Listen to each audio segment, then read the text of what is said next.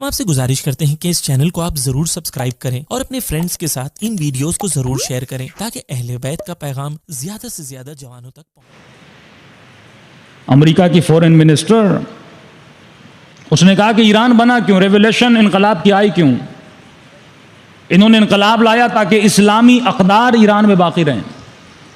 اس نے کہا ہمیں ایران کو تباہ کرنے کی ضرورت نہیں ہے، تم اقدار کو ختم کر دو تو آٹومیٹیکلی انقلاب ختم ہو جائے گا۔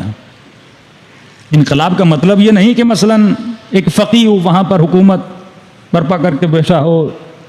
انقلاب کا مطلب یہ ہے کہ اس قوم کے جتنے بھی جوان ہیں وہ انقلابی رہیں۔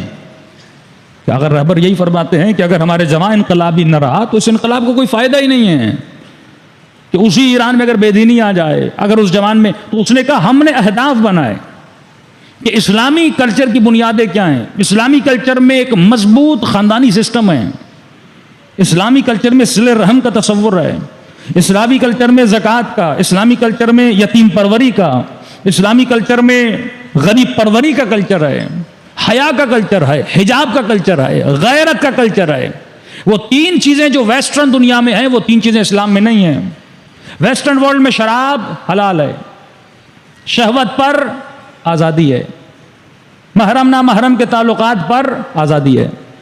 جس بھی معاشرے میں یہ تین چیزیں آ گئیں اس سے اسلامی اقدار آٹومیٹیکلی ختم ہو جاتے ہیں۔ ایک شراب کو عام کیا جائے کہ مسلمان کے لیے شراب پینا کبھی نہ رہے، ان کے حکمرانوں کو شرابی بناؤ، اور جب شراب کی بوتلیں نکلیں تو کہیں شہد کی بوتلیں ہیں۔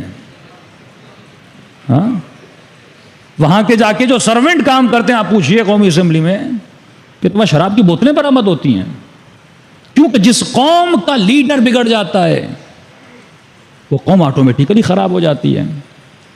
بہرا کہا گیا شیعہ قوم کے لیے پروپیگنڈا ہو رہا ہے، پروپیگنڈا ہو رہا ہے۔ میں نے کہا یہ چھوٹی چھوٹی باتیں پروپیگنڈا، اصل جو پروپیگنڈا آپ کے لیے ہونا تھا وہ ہو چکا اور آپ کو پتہ بھی نہیں لگا، اور وہ پروپیگنڈا تھا کہ آپ کی قیادت کو انہوں نے توڑ دیا۔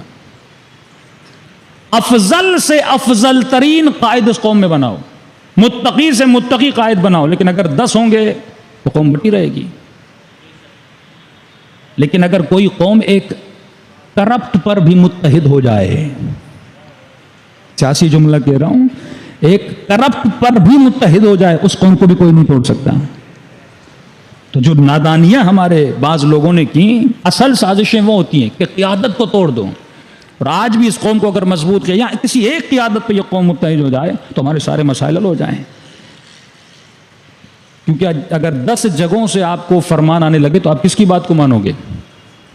ایران کی کامیابی کا راز ایک ہے کہ وہ ایک قیادت پہ کیا ہیں؟ متحد ہیں۔